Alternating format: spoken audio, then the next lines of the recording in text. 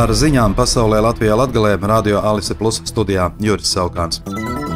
Laikraksts New York Times, atsaucoties uz Amerikas Savienoto Valstu amatpersonām, raksta, ka Kijiva neapzinās, cik nestabils ir kara finansējums. Kā norāda laikraksts, amerikāņi turas pie konservatīvas stratēģijas.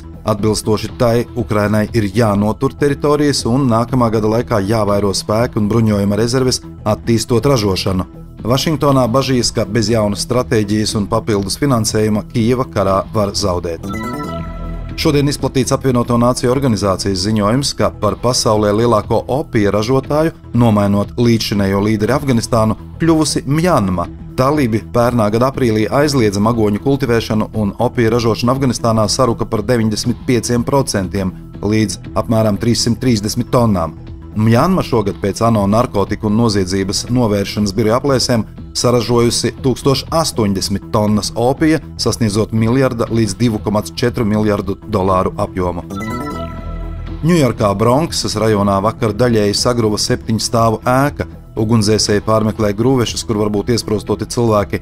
1927. gadā celtās ēkas stūra sagrūšanas iemesli pagaidām līdz galam saprotami nav. Izraēlas aizsardzības spēki un drošības aģentūra vakar paziņoja, ka pēdējā mēneša laikā kopumā ir sagūstīti vairāk nekā 500 teroristi, no tiem 350 Gazas joslā valdošā grupējuma Hamas locekļi un 120 no Hamas sabiedrotā grupējuma Islāma džihāds. Polijas premjerministra Mateuša Moravecka valdība parlamenta uzticības balsojumā vakar saņēma tikai 190 deputātu balsis parlamenta apakšpalātā par, toties 266 pret. Tādējādi pielikts punkts 8 gadus ilgajam periodam, kurā pie varas atradās Nacionāla konservatīvā partija Likums un taisnīgums. Jaunās valdības veidošana ar 248 no 449 klātesošo deputātu balsīm uzticēta Donaldam Tuskam, pilsoniskās koalīcijas vadītājam. 15. oktobrī parlamenta vēlēšanās opozīcijas saraksti Pilsoniskā koalīcija, Trešais ceļš un Jaunie kreisie kopā ieguva 53,7% balsu, jeb 248 no 460 deputātu vietām. Vācijas kristīgie demokrāti ierosinājuši ieviest kvotas Eiropas Savienības patvērumu piešķiršanas politikā. Tajā pašā laikā Francijas parlamenta nacionālā sapulce prezidenta Emanuela Makrona virzīto likumprojektu, kas paredz ierobežot imigrāciju, ir noraidījusi. Latvijas pašvaldību savienības priekšsēdētājs Gins Kaminskis žurnālistiem atzinis, ka nākamais gads pašvaldībām būs finansiāli smags. Pašvaldību resursi esot gandrīz izsmelti, tāpēc var gadīties, ka tām nepietiks līdzekļu pamatfunkciju veikšanai, ja atgadīsies kādi neparedzēti notikumi. Kaminskis kritizēja valsts budžeta plānošanu, jo tā neatrisinātās problēmas tiek pārliktas uz pašvaldību pleciem.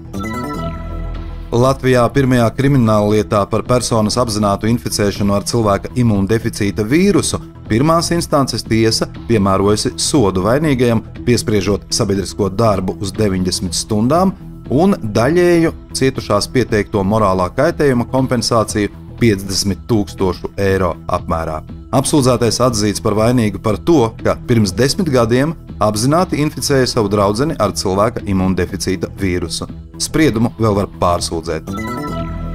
Laika prognozes vēsta, ka sākot ar šīs nedēļas izskaņu Latvijā strauji kusīs sniegs un celsies ūdens līmenis upēs. Svētdien visa Latvijā prognozēta temperatūras paaugstināšanās līdz +2, +7 grādiem. Pēdējās nedēļas laikā Daugavā pie Jēkabpils ūdens līmenis jau kāpis par 2 metriem, strauji ūdens līmeņa kāpums sāksies šīs nedēļas beigās.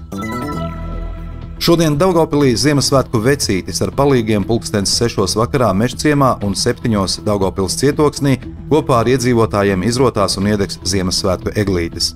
No 12. līdz 18. decembrim Ziemassvētku eglītes iemirdzēsies 15 Daugavpils apkaimēs, rīt iedegsies eglīte Ķīmijā, Porohovkas parkā un Dzelzceļniekā, ceturtdien Grīvā un Čerepovā, 15. decembrī Vecstropos un Križos, 16. jaunajos stropos, abās jaunbūvēs un Ruģeļos, bet 18. decembrī Judovkā. Ar ziņām studijā bija Juris Saukāns. Par ziņu raidījumu Ziņas bez robežām pasaulē Latvijā Latgalē satura atbildes Alise Plus. Projektu finansē Mediju atbalsta fonds no Latvijas valsts budžeta līdzekļiem.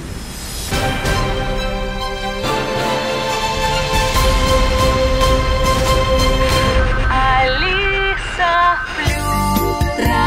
Radio.